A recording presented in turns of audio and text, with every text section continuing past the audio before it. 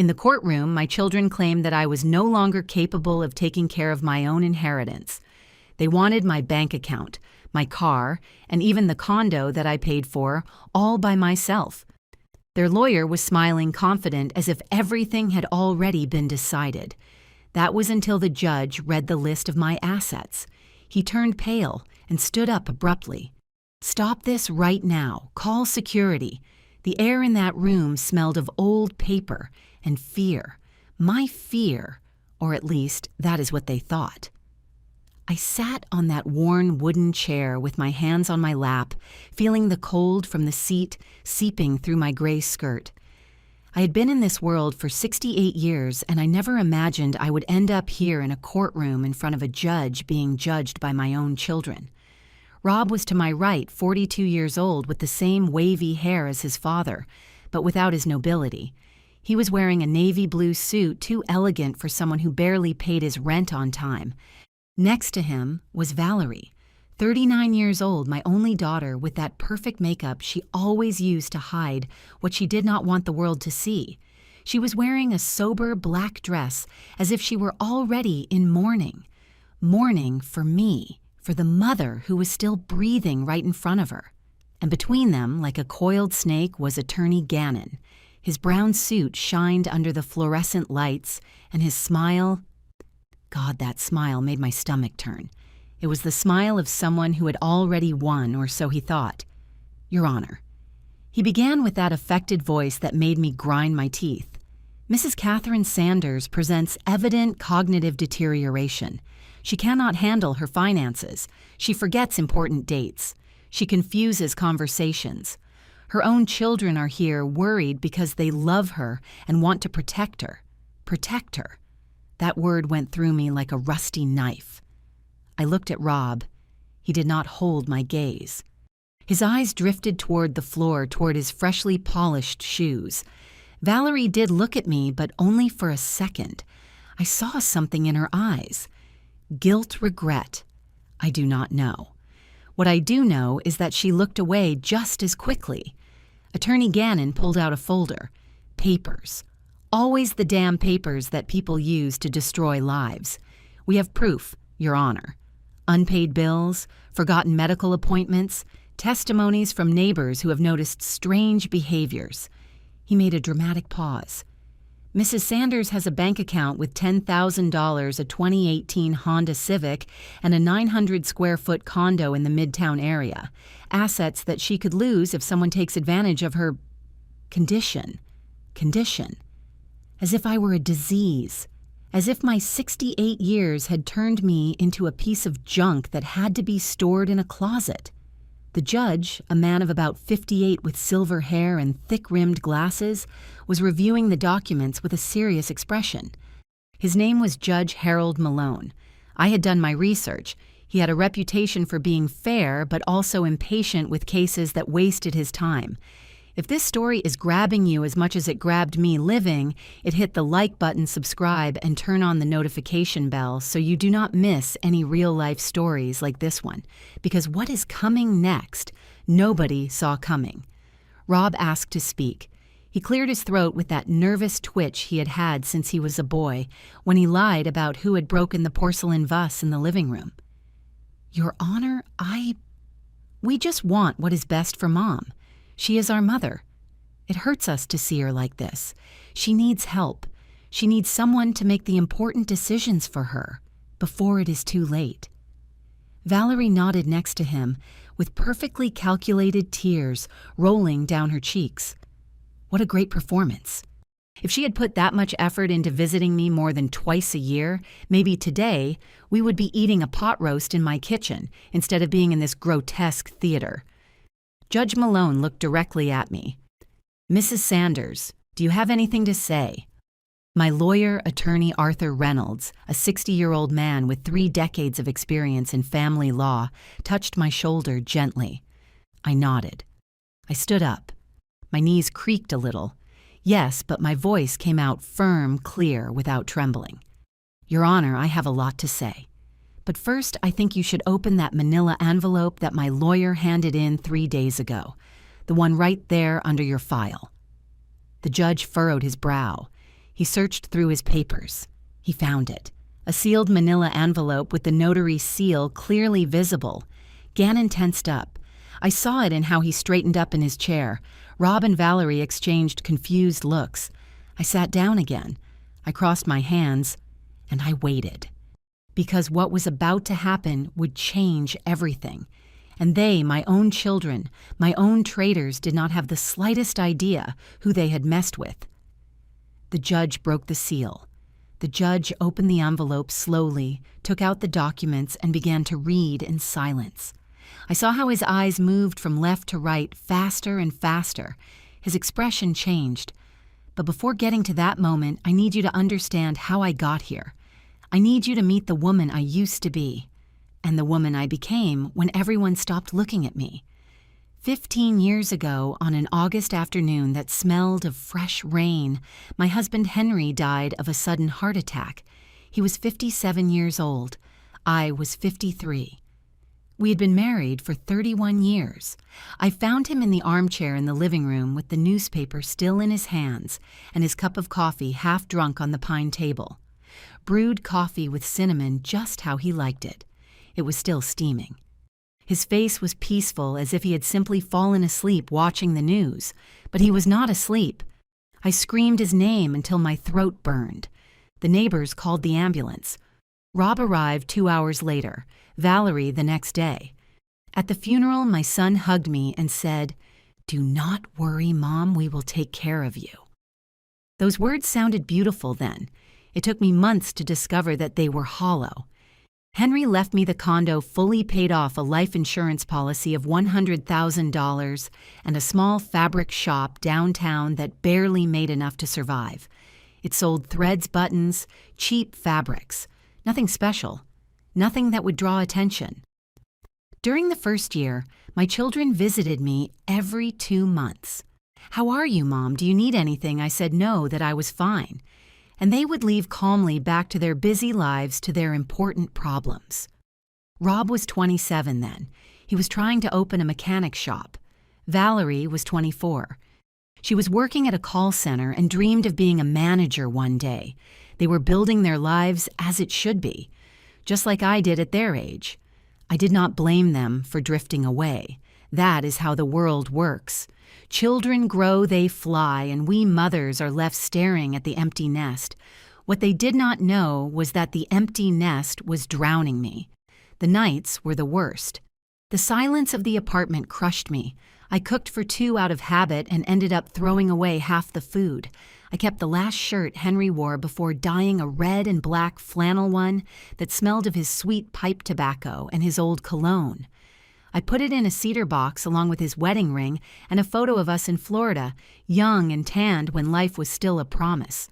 Some days I sat on the bedroom floor hugging that box, crying until my chest hurt, asking God why he had left me here alone at 53 years old without purpose, without direction, without... But one morning, 6 months after the funeral, I looked in the mirror. I saw a woman with deep dark circles with messy gray hair in an old faded floral robe, and I felt disgust at myself. "Is this it?" I asked myself out loud. "Are you going to die here waiting for your children to remember you? Waiting for someone to tell you that you are still useful for something?" That day I made a decision. If they did not need me, I would not need them either. I would learn to walk alone, to run alone, to fly alone, even if my wings hurt. I took the $100,000 from the insurance and invested it completely in the fabric shop. I traveled to the city. I looked for different suppliers. I found a distributor of imported fabrics who offered me Egyptian cottons, Thai silks, Irish linens, fabrics that no other shop in the neighborhood had. I transformed the store. I painted the walls ivory. I installed warm lighting. I organized the fabrics by color like a rainbow. I set fair prices, but not cheap ones. Quality over quantity. The first 3 months were hard. I sold little. I doubted. I cried in the back room of the store, biting my fist so no one would hear me. But then she arrived, Lucy Davis, a young designer who was looking for special fabrics for her first collection. She was 25 years old, had very short violet-dyed hair and honey-colored eyes, full of crazy dreams. She spent 2 hours touching every fabric, imagining dresses that did not exist yet. She bought 8 yards of petrol blue silk and told me, "This fabric is perfect. If my collection works, I will be back." Her collection worked. She walked a small runway in the fashion district. Her dresses appeared in emerging fashion magazines, and Lucy came back, again and again, and with her came other designers. In 2 years, my simple shop became a fabric boutique. In 5 years, I opened a second branch in the Uptown Mall. Revenue tripled. And my children. They kept visiting me twice a year. On my birthday, they would ask, "Are you doing okay with money, Mom?" I would answer, "I have enough for my expenses. Do not worry." I never mentioned the 2 boutiques. I never bragged, because something inside me knew that money changes people, and I did not want to find out if it would change my children. But 3 years ago, Rob came to my house with a look of anguish. He needed $5,000 to save his shop. "It is a loan, Mom. I will pay you back in 6 months, I swear." I gave him the money. 6 months passed, a year, 2 years. He never mentioned that debt again. There, I learned something painful. For some people, your generosity is not love. It is weakness. And now, sitting in that courtroom watching Judge Malone read my asset inventory, I asked myself, how did I not see this coming? How did I not see that my own children? But you would see it too. You would see what I built while they were looking the other way. While the judge kept reading those papers with an increasingly tense expression, I remembered every step that had brought me to this moment, every decision, every sacrifice, every time I chose silence over the truth. The fabric boutiques were just the beginning. At 57, when most women think about retiring, I was learning about real estate investments. I sat in notary offices where I was the only older woman. I endured the looks from condescending men who asked me, "Are you here alone, ma'am? Did you not bring your son to help you with the numbers?" "I understand the numbers perfectly myself," I would answer, and I signed with my own hand. I bought my first commercial space in the Arts District with the profits from the boutiques, a space of 400 square feet that I rented to a specialty coffee shop, $2,000 a month, money that arrived punctually every 5th of the month without fail. 2 years later, I bought another space bigger in the trendy part of town. I rented it to an organic food restaurant, $3,200 a month, and then a third one on Main Street. A natural products store paid $4,500 a month for that space. $10,500 of passive income every month, plus the profits from the boutiques. I lived as always in my same 900 square foot condo, with my same furniture from the 90s, my same 2018 Honda Civic, which I bought used. I ate toast with coffee for breakfast, watched the evening news at night, watered my geraniums in the window. Nothing changed on the outside. Everything changed on the inside. Because every month that passed, every dollar I saved and invested, I felt something I had not felt in years. Power. Not the power to humiliate or dominate. The power to decide. The power to say no. The power not to depend on anyone. Did my children know anything? No. Rob kept arriving at Christmas with a bottle of cheap cider and a rushed hug. "How is my beautiful old lady? Is everything good with the fabric store?" I would nod. "Everything good, son." And he would leave early because Patricia, his new girlfriend, was waiting for him at her parents' house. Valerie would call me on the phone once a month, 10-minute conversations. "How are you, Mom? I am super busy. Work is driving me crazy." I would listen. "Take care of yourself, honey." And we would hang up. Neither asked for details. Neither was interested in how I really was. And I stopped expecting them to be. At 62, I did something I never imagined.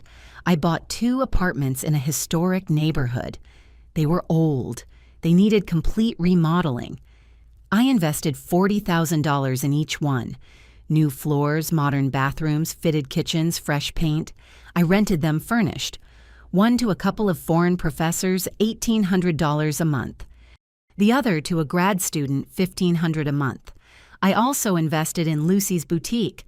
She had grown. She had her own brand. She needed capital to expand. I proposed a partnership. I put up the money, she put up her talent.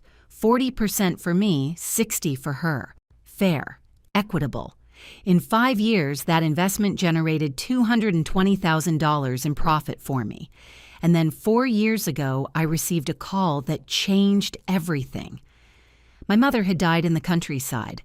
She was 91. The last time I saw her 3 months earlier, she took my hand with her trembling fingers and said, "Catherine, you were always the strong one. That is why I am leaving you your dad's land. Your brothers already received theirs. You deserve this." The land in the country, 3 acres in a development zone, valued at $400,000. My mother had kept it for 30 years waiting for the right moment. That moment was now. I kept it. I did not sell it. Because that land was not just money. It was my mother's last caress. Her way of telling me, "Daughter, I saw you. I saw your effort. I saw how you got up when everyone thought you would stay on the ground." Rob went to the funeral. He asked, "Mom, did Grandma leave you anything?" I said, "Some memories, son. Nothing else." I lied, and I did not regret it, because when your children only appear, when it smells like inheritance, when their calls increase when you mention words like bank or property, when their hugs feel like appraisals, you learn that silence is your best armor. 2 years ago on my 66th birthday, I gathered them both. I prepared their favorite meal, a roast that took me 6 hours to make mashed potatoes, green beans, homemade rolls. I set the table with the embroidered tablecloth my mother gave me at my wedding. Rob arrived an hour late. Patricia came with him. Valerie arrived 2 hours late. Traffic mom, you know. They ate fast. They talked about their lives, their problems, their debts. None of them asked about mine. None of them noticed the new wrinkles on my face. None of them saw that I had lost weight because lonely nights weigh heavy on the stomach. They left before dessert. That night, sitting in my empty living room with the untouched chocolate cake on the table, I made a cold and calculated decision. If one day they tried to take what I built, they would discover that the woman they underestimated for 15 years had learned to roar. And now, in that courtroom, watching Judge Malone's face go from seriousness to absolute surprise, I knew that moment had arrived. What they did not know was that the worst threat does not come from the enemies you know. It comes from the family that never took you seriously. Patricia entered our family 4 years ago like a gust of expensive perfume and calculated smiles. Rob met her on a dating app. She was 35 years old. She worked as a lifestyle influencer with 20,000 followers who consumed her recommendations for products she could never afford. She posted photos in expensive restaurants where she only ordered water in boutiques, where she never bought anything in gyms where her membership was expired. She was beautiful, I could not deny that. Brown hair with impeccable blonde highlights, nails, always perfect clothes that screamed, "Look at me." But her eyes were like 2 glass beads. Shiny, yes, but empty. The first time she came to my house, she inspected every corner with the look of an appraiser. She touched my old curtains, checked my antique furniture, looked at my modest kitchen, and smiled. A smile that said, "Poor old lady, she has nothing." Rob was mesmerized. He looked at her as if she were a miracle. "Mom, isn't she incredible? Patricia is so modern, so smart." I made coffee, served homemade oatmeal cookies. Patricia rejected them. "Oh, sweetie, I'm watching my figure, you know." But I saw how she photographed my living room to surely laugh later with her friends. They got married 6 months later, a simple wedding in a rented hall. I gave them a $5,000 check. Patricia smiled and said, "Thanks." But her eyes said, "Only this." The first few months, Patricia played the perfect daughter-in-law. She called me sweet mother-in-law, brought me cheap flowers from the market-posted photos with me tagged as #beautifulfamily. But I felt something underneath, something slimy, like when you lift a rock and find insects running toward the darkness. The change began 2 years ago when I went to the notary to update papers on one of my properties. Patricia had accompanied me that day supposedly to help her mother-in-law. I did not want her to, but Rob insisted. Mom let her. She wants to spend time with you. In the notary's office while I was signing, Patricia looked at the documents on the desk. I saw how her eyes widened, how her breathing changed, how she pretended to look for something in her purse, to stay close to the desk longer. Days later, Rob arrived at my house with strange questions. Mom, is it true that you have rental properties? Patricia says she saw something at the notary. I looked straight at him. Those are old papers from the fabric shop's son, do not worry. I lied, and his face of relief confirmed that I had done right. But Patricia did not give up. She began her subtle campaign, poisoning my son's ear drop by drop. Rob, your mom is very lonely. Do you not think that at her age she should rest? Working so much is not healthy. Then darker. I have noticed she forgets things. The other day I asked her about a conversation and she did not remember. Lies. I did not forget anything. But if you repeat a lie enough times, Rob started looking at me differently. With pity, with exaggerated concern. Mom, did you eat today? Did you take your medicines? Did you remember to pay the electric bill? I ate 3 times a day and exercised in the park every morning. But to Patricia, I was an old woman on the verge of collapse. Valerie joined the chorus. She had her own problems. Credit card debts that reached $20,000. Compulsive purchases of clothes she never wore, shoes that stayed in boxes, outings to expensive bars to impress friends who only loved her when she paid for the drinks. One day, the 2 women met at my house. They did not know I was in the bedroom. I heard everything. Valerie, your mom has more than it seems. I know it. I saw documents, properties, accounts. Patricia spoke fast, excited. Doesn't it seem suspicious to you that she never tells us anything? What if someone is manipulating her? A neighbor, a lawyer? Valerie hesitated. I heard the silence. Then, you are right. We have to protect her. Before it is too late. Protect her. That word again. As if love and theft were synonyms. Patricia planted the perfect idea. Rob, your mom is vulnerable. At her age, she could sign things without understanding. She could lose everything. She needs you guys to take legal control. For her own good. And my son, my Rob, the boy I rocked during nights of fever, whom I hugged in his worst nightmares, whom I defended from bullies at school, that son betrayed me. He believed his wife over his mother because Patricia had found his weakness. Rob was always weak in character. He always needed someone to decide for him. First it was me, then it was her, and she decided to destroy me. One afternoon while we were drinking tea in my living room, Patricia dropped the bomb. Mother-in-law Rob and I are worried. You've been very forgetful lately. Maybe we should take you to a doctor, just to check that everything is okay. I held my cup with steady hands. I looked straight into those glass eyes. Patricia, my mind is perfect, but thank you for your concern. Her smile froze. For a second, I saw pure poison. Then the mask returned. Of course, sweetie, we just want the best for you. What they did not know was that I had also been preparing. I recorded conversations. I saved messages. I documented every suspicious visit, every strange question, every attempt to make me seem incapable. Because if you learn something when you build an empire from nothing, it is this. Never underestimate your enemies, not even when they share your blood. The visits that used to be twice a year became twice a week. Rob, Valerie, Patricia, always together, always vigilant, always asking. Mom, did you eat breakfast yet? Did you take your medicine? Did you lock the door well when you went out? Questions that sounded innocent but carried a hidden message. You are incapable. You need supervision. You are a burden.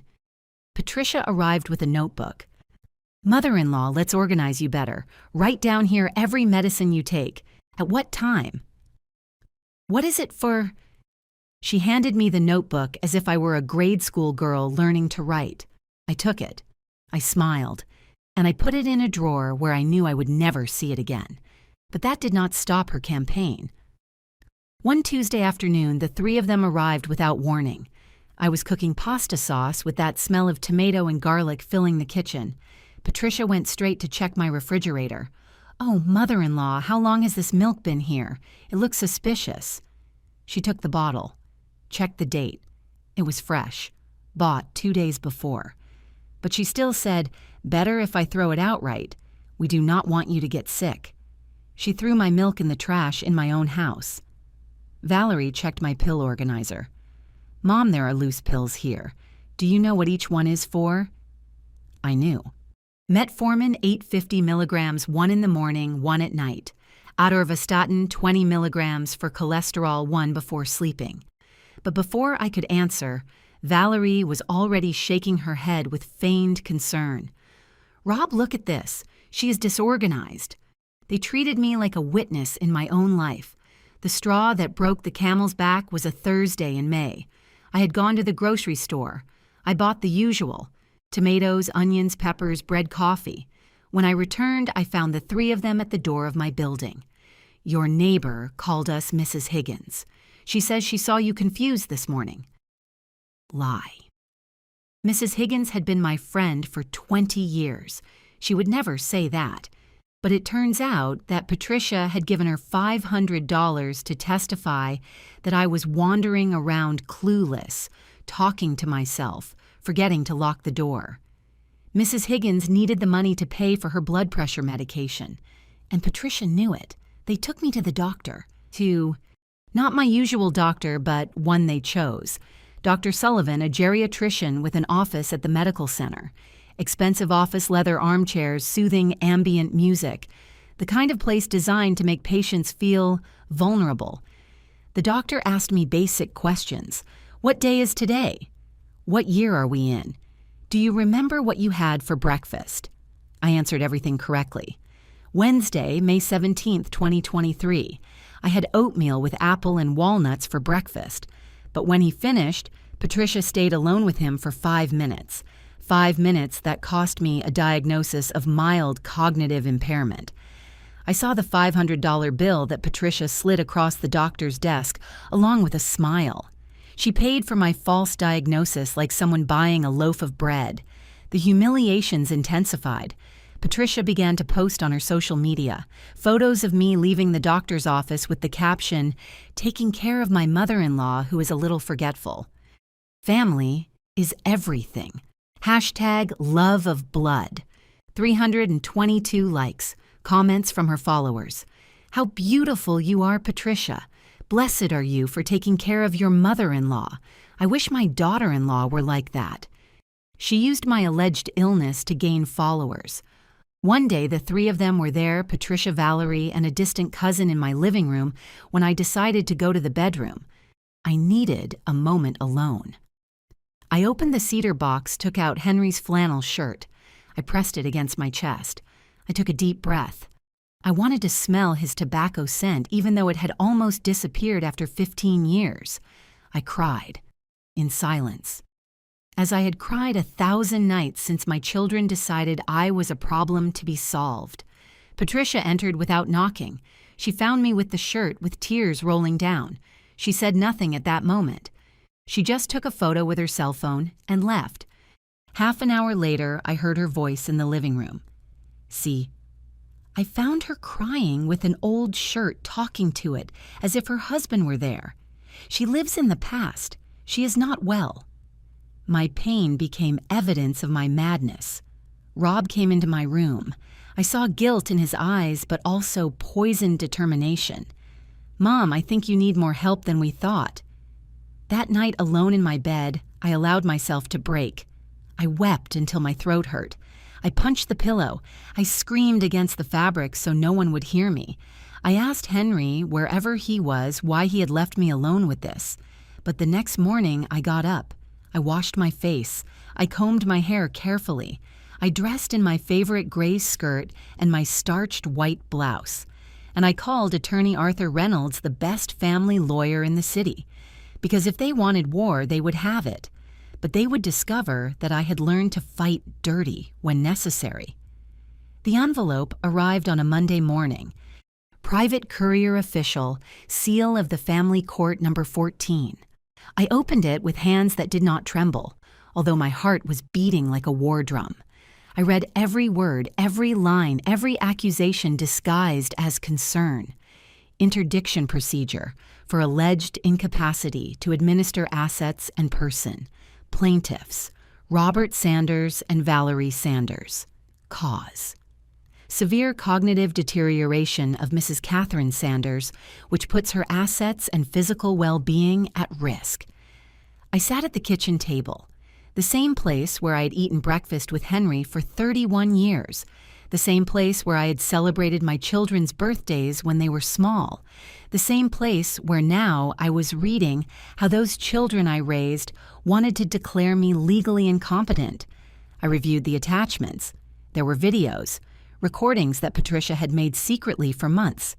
In one, I was supposedly confused in the grocery store, looking at products without deciding. But I remembered that day. I was comparing prices between two brands of oil. Normal, everyday. Edited to look like Dementia. There were letters, one from Dr. Sullivan confirming mild but progressive cognitive impairment, another from Mrs. Higgins, my neighbor, saying she had seen me disoriented, forgetting to lock the door, talking to myself. Testimonies bought with bills that needed more than their dignity, Patricia had declared in writing. My mother-in-law confessed to me that a man visits her often and she signs papers without reading. I fear someone is taking advantage of her vulnerability. Lie. Pure fabricated lie. They were requesting full legal guardianship over my person and my assets, total control of my bank accounts, properties, medical decisions. They wanted to turn me into just another piece of furniture in my own house. The first 3 days, I did not eat. I barely slept. I lay staring at the ceiling, asking myself at what moment I lost my children.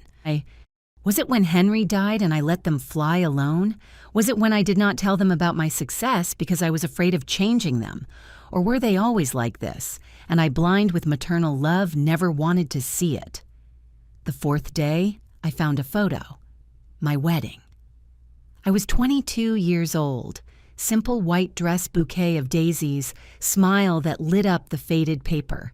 Henry by my side, 25 years old, borrowed suit eyes full of promises that he kept until his last breath. That 22-year-old girl did not know she would be a widow. She did not know she would build an empire alone. She did not know her children would betray her. But that girl was a fighter, and I was still her. I got up. I showered. I put on my best wine-colored dress, and I called attorney Arthur Reynolds. His office was downtown 12th floor with a view of the entire city skyline. The attorney was 60 years old, completely white hair, impeccable gray suit, and eyes that had seen 1,000 family tragedies. Mrs. Sanders, he said, after reviewing all the documentation, this is a clear attempt at procedural fraud. But I am going to be honest with you. These cases are difficult to win if we do not have solid evidence. I have evidence, I said, and I took out my phone. I showed my own recordings of conversations with Patricia, where she suggested helping me sign papers or handle my money. I showed messages where Rob asked her, "How much do you think she has?" referring to my wealth. I showed impeccable bank statements from the last 5 years, every payment on time, every investment reasoned, every financial movement perfectly documented. I need medical evaluations, Attorney Reynolds said, with independent specialists that destroy that false diagnosis. In 2 weeks, 3 doctors evaluated me. Dr. Stella Vega, a neurologist with 32 years of experience. She gave me exhaustive cognitive tests, result excellent brain function for my age, memory above average, 0 signs of dementia, Dr. Julian Montgomery, a renowned geriatrician. Complete physical exam coordination tests, capacity evaluation. Result, patient lucid-oriented, completely capable of taking decisions. Dr. Carman Roberts, forensic psychiatrist. 3 sessions of psychological evaluation. Result, no cognitive deterioration. Patient with high emotional intelligence, reasoning capacity intact. But Attorney Reynolds dug deeper. He investigated Rob. He found that he had forged my signature 2 months ago on a bank loan application for $150,000. The bank had rejected the application, but the attempt remained on record. We had forensic handwriting analysis that proved forgery. He investigated Patricia. He discovered 2 civil lawsuits for fraud in catalog sales, one for $4,000, another for $6,000. Customers who never received paid products. Patricia blocked them on social media and disappeared. He investigated Dr. Sullivan, bombshell. He had a temporary license suspension in another state for fraudulent diagnoses paid for by relatives looking to inherit early. And then we made the final move. I prepared a complete asset inventory certified by a notary public. Every property, every account, every investment, every dollar, we sealed it in a manila envelope and delivered it to the court 3 days before the hearing. "Are you sure about this?" asked Attorney Reynolds. "Once they open that envelope, your real wealth will be public in that room." I looked him in the eyes. "Counselor, my children want to humiliate me publicly. It is only fair that their humiliation is also public." The night before the hearing, I sat in my living room. I touched the old furniture that Henry and I bought with so much sacrifice. I looked at the photos on the wall. Rob in his first school uniform, Valerie at her graduation, everyone smiling in times when love had no price. I cried, one last time, for the children I lost, for the family that would never be again. And the next day, I put on my gray skirt, my white blouse, gathered my hair in a dignified bun, and I went to that courtroom to show them who Catherine Sanders really was. The woman they underestimated, the woman who built an empire in silence, the woman who would never kneel before anyone again. In that courtroom, while Judge Malone opened the manila envelope with curious hands, I remembered something my father told me when I was 15 years old. Honey the lion does not roar when it is going to attack. It roars after when it has already won. I had been silent for 15 years. Today was the day to roar. Attorney Reynolds stood up with calculated elegance. "Your Honor, I request permission to present additional evidence that disproves every accusation presented against my client." Judge Malone nodded, still reading the documents in the envelope. His expression was indecipherable, but I saw how his eyebrows arched higher and higher. "Proceed, Counselor." Arthur Reynolds was a master of legal drama. He walked toward the center of the room with a leather briefcase under his arm. Patricia shifted uncomfortably in her seat. Rob was looking down. Valerie was biting her lower lip, that nervous gesture she had had since she was a girl, when she knew she had done something wrong. "Your Honor, Mrs. Catherine Sanders is not only perfectly capable of administering her assets, she is in fact one of the most astutely competent women I have met in 30 years of career."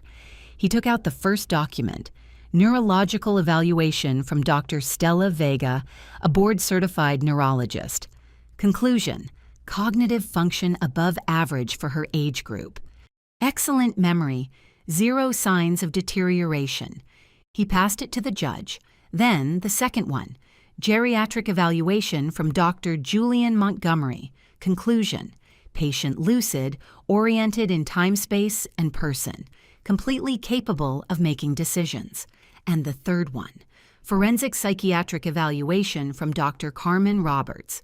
Conclusion: no evidence of cognitive deterioration. Patient with elevated emotional intelligence. Attorney Gannon tried to object. "Your Honor, those evaluations were requested by the defense. They are biased." Attorney King smiled. It was a sharp smile. And the diagnosis from Dr. Sullivan was not requested by the plaintiffs, but how interesting.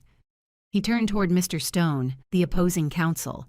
Did your client know that Dr. Sullivan has a temporary suspension of his medical license in the state for issuing fraudulent diagnoses for pay? Silence.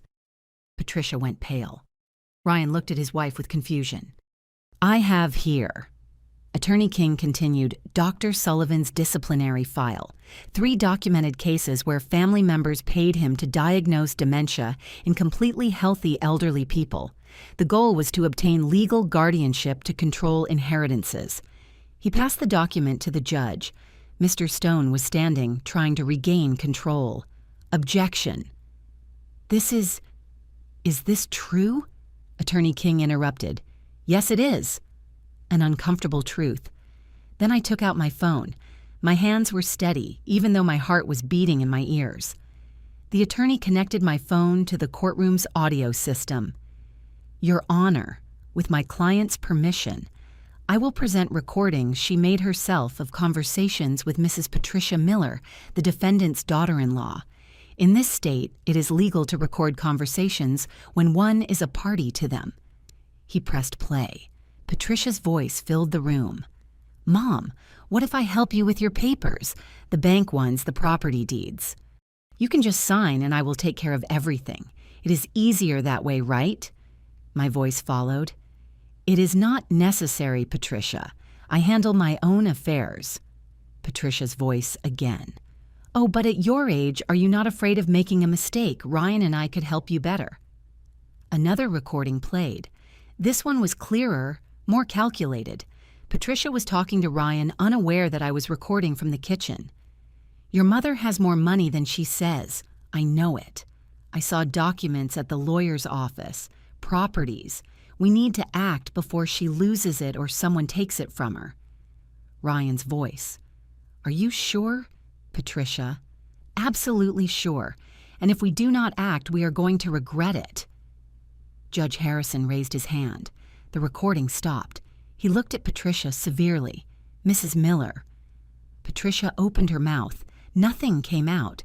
For the first time in 4 years, I saw that woman without words. Attorney King had not finished. Your Honor, there is more. Mr. Ryan Sanders forged his mother's signature on a bank loan application for $20,000 2 months ago. We have the forensic analysis. He passed the document. I saw how Ryan sank into his chair. Ashley looked at him with horror. Mrs. Ashley Sanders withdrew $10,000 from a shared account that Mrs. Carroll maintained for family emergencies, money she never returned nor mentioned. Ashley closed her eyes. Real tears this time, not the fake ones from the initial theater. And Mrs. Patricia Miller, aside from the 2 civil lawsuits for fraud she already has on her record, used her mother-in-law's alleged illness to solicit donations on social media. $5,000 raised with posts that said, "Help my sick mother-in-law." Money she used to pay her personal credit card debts. He showed the screenshots, the posts, the bank transfers. Judge Harrison took off his glasses. He rubbed the bridge of his nose. When he put them back on, his expression had changed completely. Mr. Stone, I hope you have an excellent explanation for all of this. Mr. Stone stuttered. For the first time, his confidence had evaporated. Your Honor, my clients informed me that... Then the judge fully opened the manila envelope. He took out all the pages of the asset inventory. He began to read in a low voice. His eyes moved fast. Too fast. Suddenly he stopped. He looked at me. For the first time since the hearing began, he looked directly at me, and in his eyes I saw what was coming, the moment I had waited for, the moment my children never imagined, the moment when silence would turn into thunder. Mr. Stone, Judge Harrison said with a controlled but tense voice, did you review Mrs. Sanders' real assets before filing this lawsuit? Mr. Stone swallowed saliva. Your Honor, the plaintiffs informed me that their mother had a bank account with $15,000, a 2018 Honda Civic, and a condo in the city. Those are the assets we seek to protect. I see, said the judge. There was something strange in his tone, something that made even the courtroom assistants straighten in their seats. And none of you investigated further. Ryan looked up. For the first time, he showed genuine uncertainty. Further, I do not understand, Your Honor. Judge Harrison looked at the papers again, then at me. There was respect in his gaze, something that was not there at the beginning. Mrs. Sanders, could you please stand up? I stood up, my back straight, my head held high, my hands calm at my sides. Can you recite for this court your basic personal data, date of birth, current address identification numbers? Carol Dolores Sanders, I said with a clear voice. Born on March 12, 1957 in Cleveland, Ohio. 68 years of age. Current address, 847 Maple Avenue, apartment 502. The city, zip code 10025. Social security number. I recited the 9 digits without pausing. State ID. The characters were perfect. The judge nodded. Do you remember what you had for breakfast this morning? Oatmeal with apple, cinnamon, and walnuts. Black coffee, no sugar, 2 glasses of water. What day is it today? Thursday, June 22nd, 2025. Can you tell me your children's dates of birth? Ryan Anthony Sanders, April 15th, 1983. Ashley Christine Sanders, September 28th, 1986. Ryan closed his eyes. Why did he not remember my birthday? I knew it from his expression. Can you list your properties and their approximate values? And here arrived the moment. Personal checking account at Chase Bank, $15,000. Investment account at Vanguard, $350,000. 3 commercial units for rent. 1 downtown valued at $250,000. 1 in the West End valued at $300,000. 1 near the university valued at $200,000. Patricia stopped breathing. I saw her. Her chest stopped moving. I continued. 40% stake in Lucia Designs Fabric Boutique valued at $200,000. 2 rental condos in the historic district valued jointly at $550,000. 3-acre plot of land in upstate New York development zone valued at $400,000. The silence in the room was absolute. I could hear Ashley's agitated breathing, the slight whimper that escaped Patricia's lips. Total value of my net worth, I said, looking directly at my children, $2,265,000. Ryan turned white as if someone had drained all the blood from his body. He clung to the arms of his chair. Patricia opened her mouth. No sound came out. Her glassy eyes now showed something else. Pure panic. Ashley wobbled even while seated.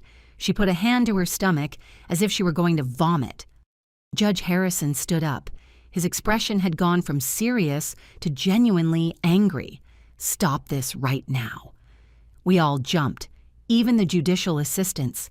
Mr. Stone, did you have knowledge of Mrs. Sanders' real assets? No, Your Honor, my clients never... Your clients attempted to obtain legal guardianship over more than $2 million by presenting fraudulent evidence. The judge was almost shouting. This is not family protection. This is attempted embezzlement. He turned to the bailiff. Call security. I want every document presented by the defense investigated immediately. Patricia tried to stand up. 2 security guards were already at the doors. The judge continued, increasingly indignant as he reviewed the documents. I have here a certificate of trust. Mrs. Sanders designated 60% of her assets to a foundation for entrepreneurial widows. $1.5 million, irrevocable trust established 6 months ago with the estate attorney. He looked at Ryan and Ashley. Do you know what that means? It means that even if you had won this farce of a lawsuit, most of the money would never have been yours. Ryan covered his face with his hands. His shoulders were shaking. Ashley was weeping openly. Mom, I did not know. Patricia said that. Silence, ordered the judge. I do not want to hear excuses. He sat down. He took a deep breath. When he spoke again, his voice was cold as ice. I am going to order a full investigation. Dr. Sullivan will be reported to the medical board. The witnesses who testified falsely will be called to testify under oath. And you three," he pointed at Ryan, Ashley, and Patricia, "are going to explain to the district attorney exactly what you were trying to do here." Patricia broke. "Your Honor, we needed the money, the debts." "So you admit this was for money and not out of concern?" Patricia realized what she had said. She closed her mouth, but it was too late. Judge Harrison looked at me this time with something resembling admiration. "Mrs. Sanders, do you wish to add anything?" I stood up for the last time. I looked at my children, at those two adults who were once the babies I nursed, the children I held through their nightmares, the teenagers I defended against the world. "Yes, Your Honor. I want it to be clear that every penny I have, I earned myself, without anyone's help, without an easy inheritance, working 16 hours a day, sacrificing crying, getting up every time life knocked me down." My voice did not tremble. "And while I was building all of that, my children visited me twice a year. They never asked how I really was. They never noticed I had lost weight. They never realized that their father died 15 years ago, and I continued celebrating his birthday alone every year." Ryan sobbed, a broken childish sound. "So no, Your Honor, this was not protection. This was greed disguised as love." The judge nodded slowly. "The motion for guardianship is denied. Additionally, I order an investigation for attempted procedural fraud. This hearing is adjourned." The gavel struck the wood, and I, Carol Dolores Sanders, walked out of that courtroom with my head held high, because some battles are not won with screams. They are won with the truth. But the story did not end with the judge's gavel. Because when you walk out of a courthouse after destroying the lives of your own family, there is no feeling of victory, only emptiness, an immense emptiness that swallows you whole. I walked out of that room. The courthouse hallway smelled of industrial cleaner and hopelessness. My shoes clicked against the tiled floor. Attorney King walked beside me, putting documents into his briefcase. "Mrs. Sanders, we did it. We won." I nodded, but I felt nothing. Behind us, I heard rapid footsteps. "Ryan! Mom, wait!" I stopped. Something inside me, that piece of a mother that never completely dies, made me stop. I turned around. My son had red, swollen eyes, his tie crooked, his suit wrinkled. He seemed to have aged 10 years in 2 hours. "Mom, I did not know. I did not know you had so much. Patricia told me that we just wanted to protect you." "Protect me," I repeated. My voice sounded strange, hollow. "Ryan, do you really believe that? Or do you just repeat it to yourself so you can sleep at night?" He hesitated, and in that hesitation I saw the truth. He knew. Maybe not everything, but he knew something was wrong. And he chose to believe his wife over his mother. Ashley appeared behind him.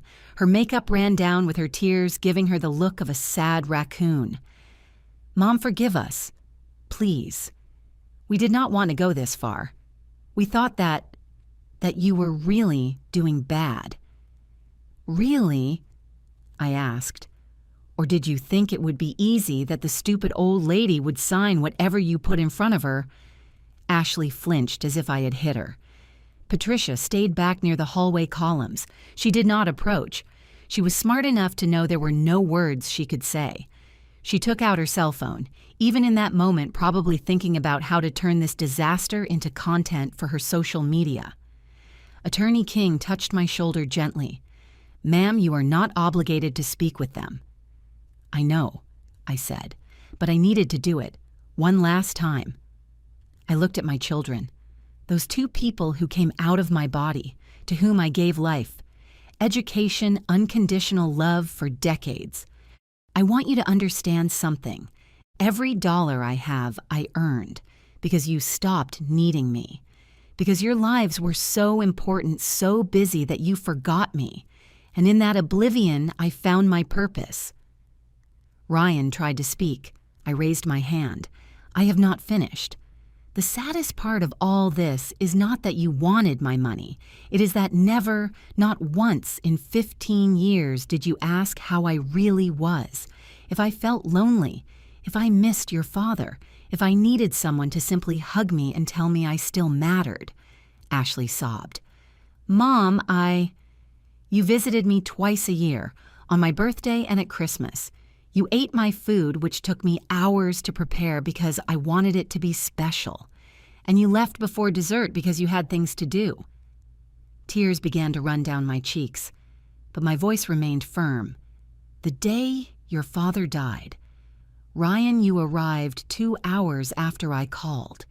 Do you know what I did during those 2 hours I sat next to his cold body, holding his hand, talking to him, begging him to come back? Alone. Completely alone. And when you arrived, you asked me if there was coffee. Ryan crumbled. He let himself fall against the wall, sliding down until he was sitting on the floor. I am sorry. God, Mom, I am so sorry. And you, Ashley, 3 years ago on your birthday, I transferred you $2,000 because you said you were in trouble. Do you remember 3 weeks later, you posted photos at a resort in Cabo with that money you urgently needed to pay rent? Ashley covered her face with her hands. I was an idiot. I was selfish and blind and... You were children, I said simply. Children who forgot that their parents are also people that they also hurt, that they also need. A group of people walked past us looking curiously at this scene of family drama in the middle of the judicial hallway. I did not care. Do you know what is the most ironic part? I planned to leave everything to you. Before this, before you betrayed me, I had a will prepared. 30% for each of you, 40% for the foundation. But after the foundation, you would be the administrators. You were going to receive almost $1 million each when I died. Ryan lifted his head abruptly. What? But you could not wait, right? You could not simply love me, simply visit me, simply be good children. You had to destroy me to get what would have been yours anyway. The silence that followed was crushing. Patricia finally spoke from her safe distance.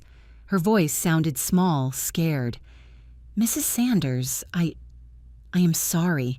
I needed money, the debts, the creditors.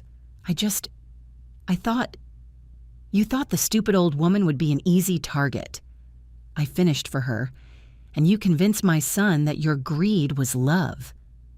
Patricia did not answer. There was no possible answer. Attorney King intervened. Mrs. Sanders, we should go.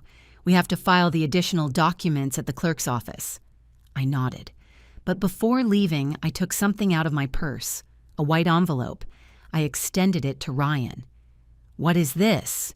He asked, taking it with trembling hands. The truth, I said. Read it when you are alone, when Patricia is not there, when you can think with your own head. And I left. I walked down that hallway without looking back, because if I looked back, if I saw my broken son on the floor or my daughter crying against the wall, my resolve would have shattered, and I had already cried enough for them. In the taxi back home, Attorney King asked me, "What was in the envelope?" "Photos," I said, looking out the window, "of when they were children. Ryan in his first baseball uniform, smiling without front teeth. Ashley at her elementary graduation, hugging me in that pink dress she loved. Why, yeah, because they need to remember who they were before they became what they are now." The lawyer said nothing more. He just nodded. That night in my empty apartment, I sat in the living room with the cedar box on my lap.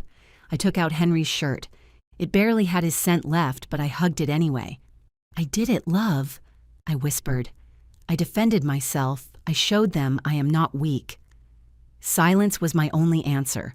I cried. I cried for the children I lost, for the family that would never be again, for the Sundays that would never exist again, with Ryan helping me in the kitchen and Ashley telling me her dreams. But I also cried of relief, because finally, after 68 years, I had chosen my own dignity over the love of people who only wanted me when it was convenient, and that, however painful, was freedom. The notification arrived 3 days later, a summons from the district attorney's office, formal investigation for attempted procedural fraud and document forgery. Ryan, Ashley, and Patricia would have to appear before the prosecutor. Judge Harrison was not playing games. He had kept his word. I did not have to go, but I decided to. Attorney King advised against it. Mrs. Sanders, you already won. You do not need to expose yourself more. I am not going for me, I told him. I am going for all the elderly women who have suffered this in silence, the ones who do not have $2 million to defend themselves, the ones who really lose their houses, their lives because their families are greedy and the system does not protect them. So I went. The office of District Attorney Harvey Miller was small, with institutional gray walls and metal filing cabinets up to the ceiling. He was about 45 years old with a trimmed mustache and the expression of someone who had seen too much human evil. "Mrs. Sanders," he said, shaking my hand firmly. "Your case has attracted a lot of attention not just for the amounts involved, but for the method. The method, the use of false medical diagnoses to declare incompetence, is becoming increasingly common. Families who want to inherit early. The problem is that most victims really are vulnerable elderly people who cannot defend themselves." I felt a chill. How many cases are there? Officially, about 20 a year just in the city. Unofficially, probably hundreds. Many never reach court. Families convince the victim it is for their own good, take everything from them, and no one finds out. I sat up straighter. Then my case can serve as a precedent. Exactly. That is why I need you to be completely honest with me about everything that happened. For 2 hours, I told him everything. Every manipulation, every calculated visit, every comment designed to make me seem incompetent. The prosecutor recorded, took notes, asked specific questions. "Do you have the original recordings?" "All of them, on my phone, backed up in the cloud." "The false testimonies from the neighbors?" "Mrs. Higgins down the hall already confessed that Patricia paid her $250. I have her signed statement." The prosecutor smiled slightly. "You are a very organized witness, Mrs. Sanders." "I am not a witness," I corrected. "I am the victim who refused to be one." 2 weeks later, Patricia was called to testify. She arrived without Ryan. She wore simple clothes, no makeup, hair, and a simple ponytail. She was trying to look vulnerable, remorseful. I was in the waiting room when she passed in front of me. Our eyes met. For a second, I saw something resembling real shame. Then she looked away and entered the prosecutor's office. Her deposition lasted 3 hours. When she came out, her eyes were red but dry, as if she had no tears left, or maybe she never had them. She stopped in front of me. For a moment, I thought she would speak, but she just looked at me with an expression I could not decipher, and she left. A week later, the prosecutor called me. "Mrs. Sanders, I need to inform you that we have discovered something else."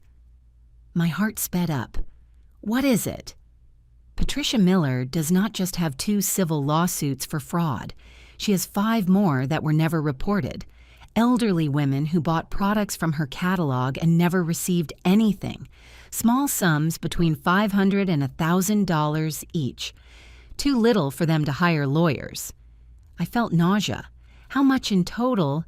Approximately $7,000 from 8 different victims, all over 60 years old. Patricia was not just greedy. She was a predator. And my son had married her knowing nothing, or worse, knowing and not caring. And Dr. Sullivan. Suspended indefinitely while the investigation is ongoing. We have found 7 other suspicious cases of paid diagnoses. His medical career is over. I felt a dark satisfaction. Justice.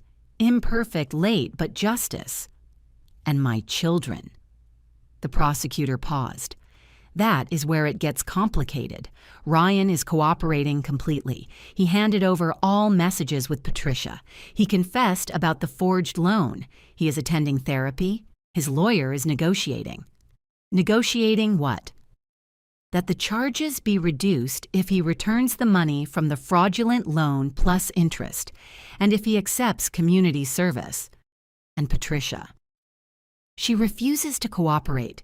She insists everything was a misunderstanding, that she really believed you were sick, that she just wanted to help. Lies, I said simply. I know, we all know. But without cooperation, the process will be long. Months, maybe years. I took a deep breath. And Ashley. Your daughter is in an intermediate situation. She participated, yes, but the evidence suggests Patricia was the main manipulator. Ashley was in debt, desperate, vulnerable. Her lawyer will argue she was influenced. Does that excuse her? No, but it can reduce her legal liability. I remained silent, thinking, weighing options. District Attorney Miller, can I make a proposal? I am listening. And that was how I designed my own justice. Because the legal system punishes with jail and fines.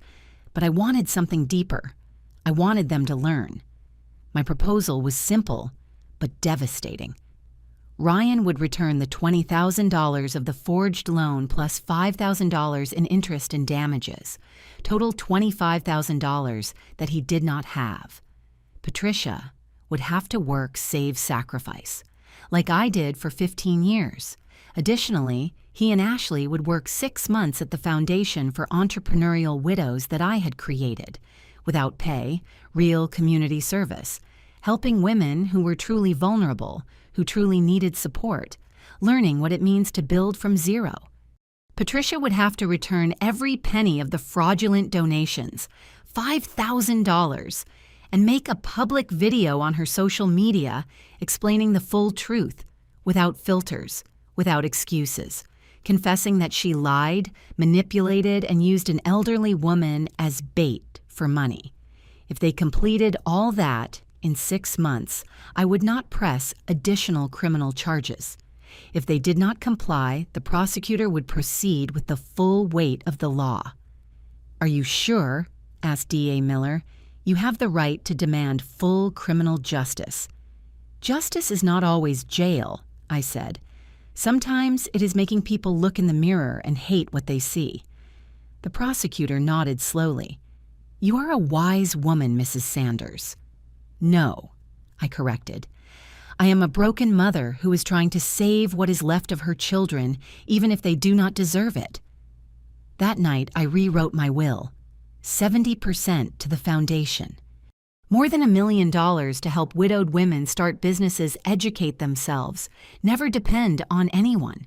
30% in a trust for Ryan and Ashley, but they would not receive anything until they were 60 years old, and only if they demonstrated through documented work and community service that they had genuinely changed. Patricia would inherit nothing. Even if she remained married to Ryan, the trust specifically excluded her. I signed the documents with the estate attorney. My hand did not tremble because I finally understood something. A mother's love is unconditional, but respect is earned. An inheritance is not a right, it is a gift. And I was done giving gifts to people who did not value them.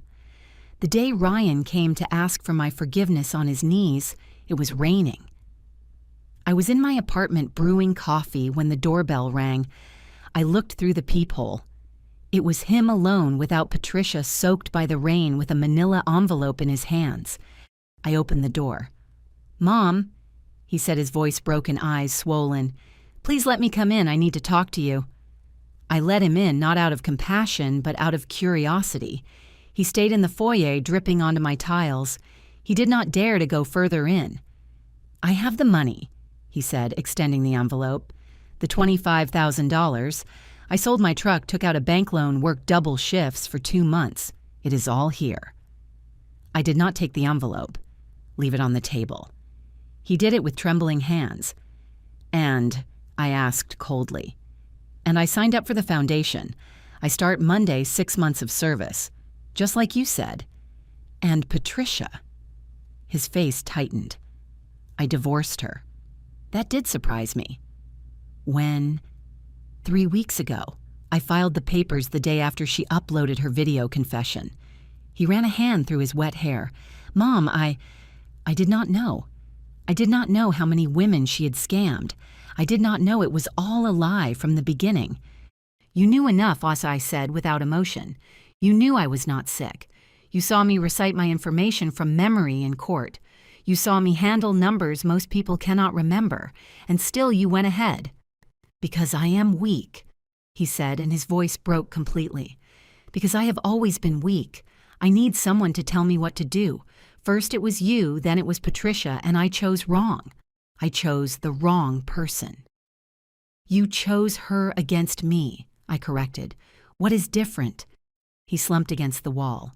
He slid down until he was sitting on the floor, just like in the courthouse. I have lost you, haven't I? No matter what I do, I already lost you. I looked at him from above, this 42-year-old man crying like a child in my entryway, and I felt nothing. The cord that tied me to him had been cut in that courtroom. You did not lose me, Ryan, I said softly. You let me go years ago when you stopped calling, when you forgot my birthday, when you only showed up when you needed money. I just stopped waiting for you. Is there anything I can do? Anything for you to forgive me? Forgiveness is not begged, for it is earned. Work your 6 months. Help those women for real, not because it is a legal obligation. Learn what it means to build something without help, and maybe in a few years when I am dead, you will remember this moment and understand what you lost. Do not say that, he sobbed.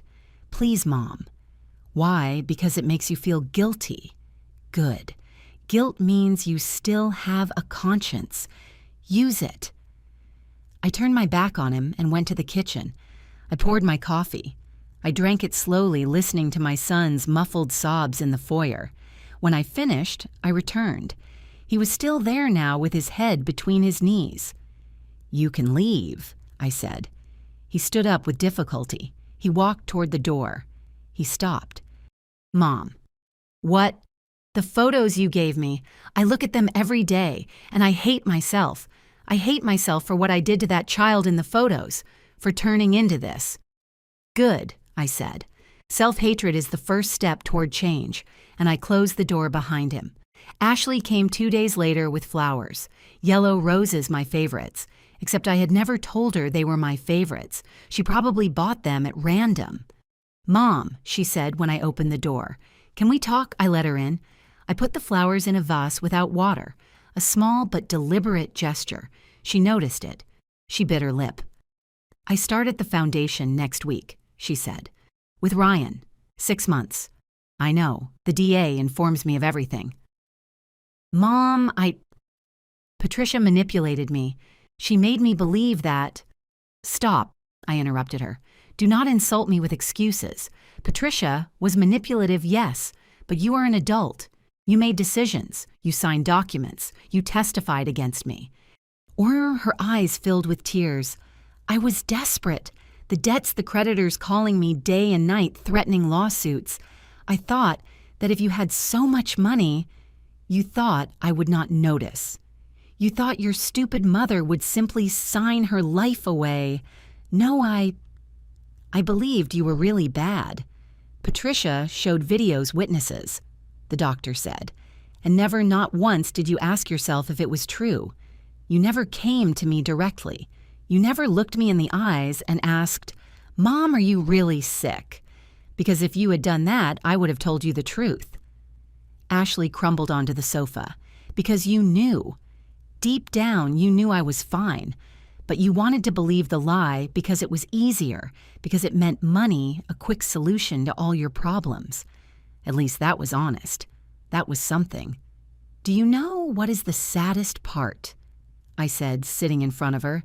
If you had come to me 2 years ago and told me, Mom, I am in trouble.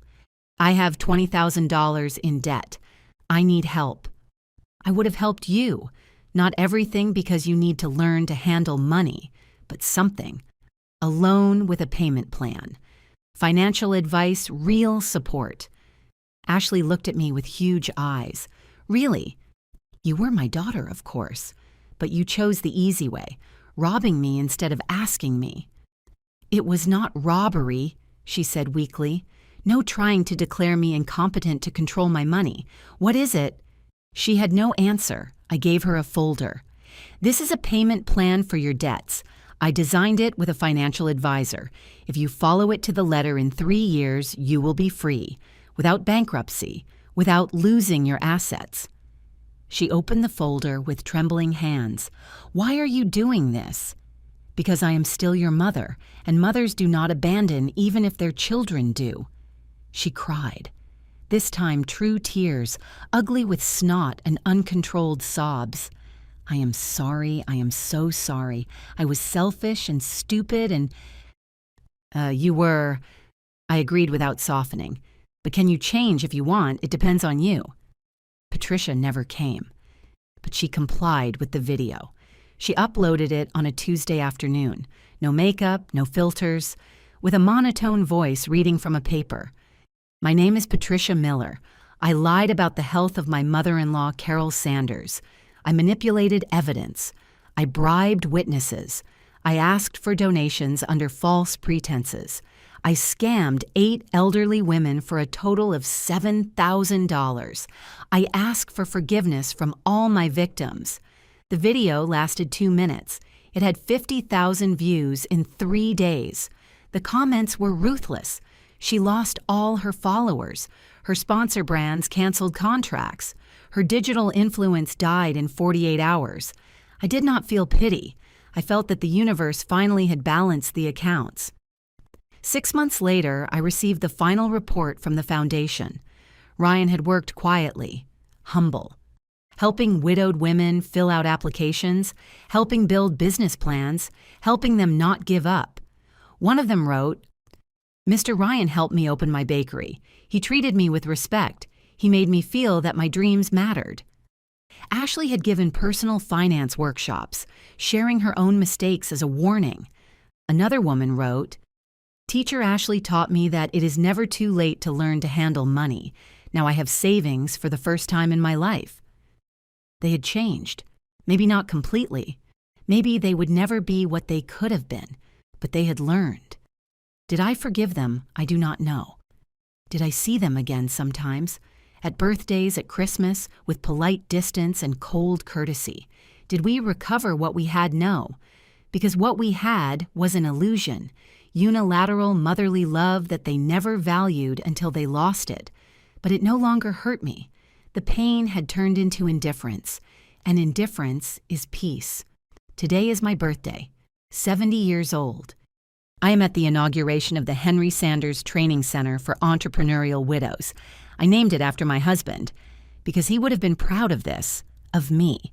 The center has 6 classrooms, a library, an industrial kitchen for culinary workshops, a computer lab, all paid for with the trust I created, $1.5 million well invested. There are 200 women here today, widows, divorced, abandoned, women the world discarded as useless after a certain age, women who will learn that it is never too late to start. I step up to the small podium, my hair completely white now but styled with dignity, an emerald green dress, a gift I gave myself, comfortable shoes because I no longer have to impress anyone. Good morning, I say. My voice fills the room without a microphone. 70 years old and my lungs are still strong. My name is Carol Sanders and I want to tell you a story. I tell them. Not everything just enough. A 53-year-old widow alone, scared, who decided not to give up, who built boutiques, properties, investments, who did not do it to be rich, but to be free. They took many things from my life, I say, looking at each attentive face. My husband, my youth, almost my dignity. But no one never could take from me what I built with my own hands and my own will. They applaud. Some cry. A woman older than me, perhaps 75 years old, raises her hand. Mrs. Carroll, do you not regret it? Not giving the money to your children? Being so hard? The question hits me. everyone awaits my answer. I regret. I say honestly, not having imposed boundaries sooner, believing that love meant giving them everything without teaching them to earn it, thinking that being a good mother was sacrificing myself until I disappeared. Pause. But I do not regret defending myself, because if I, with resources and education, do not do it, what hope do those who have nothing have more applause, this time louder? After the ceremony, I walk through the center. Ryan is here. I invited him. He works installing the latest computers in the tech room. He sees me. He nods with respect. I nod back. It is not love. It is not complete forgiveness. It is acceptance of what was and will never be again. Ashley is also there.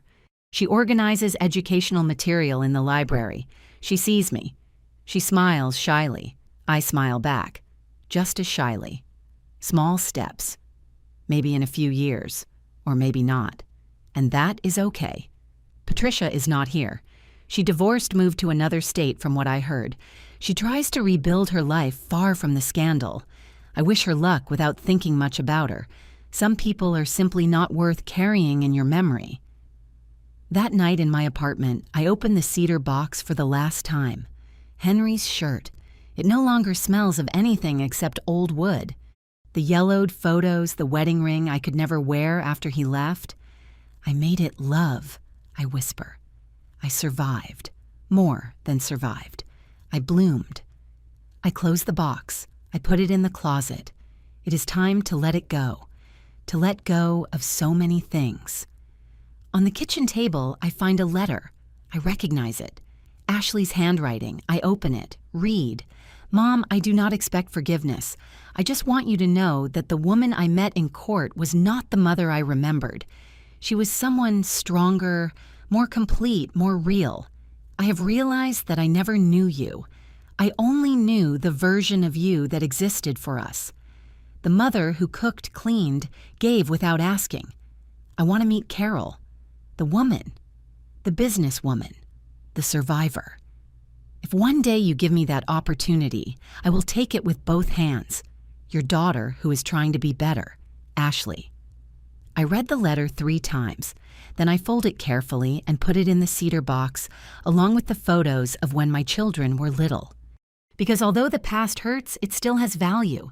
It is the soil where who I am now grew. I stand in front of the bathroom mirror, 70 years looking back at me. Deep wrinkles around the eyes, a double chin that no cream eliminates, age spots on my hands, but I also see clear eyes, alert, alive, straight posture, a smile that no longer needs anyone's approval. I see a woman who lost many battles but won the war against expectations, against the idea that older women are disposable, against the belief that a mother's love means self-destruction. Hello, Carol, I say to the mirror. Nice to meet you, finally. And for the first time in 70 years, I feel complete. Final reflection. Because true wealth is not in what you possess, but in what you do not allow them to take from you. It is not about how much money you accumulate, but how much dignity you keep. It is not about how many children you have, but how much respect you demand. The women of my generation learned to give until we were empty, to serve until we disappeared, to love until we destroyed ourselves. But some of us learn before it is too late that we can be mothers' wives, grandmothers without ceasing to be ourselves. That saying no is not selfishness. It is survival. That imposing boundaries is not cruelty. It is self-love. And that never, never is it too late to rebuild yourself from your own ashes and fly higher than everyone who bet on your fall. I lost my children that day in court, but I found myself again.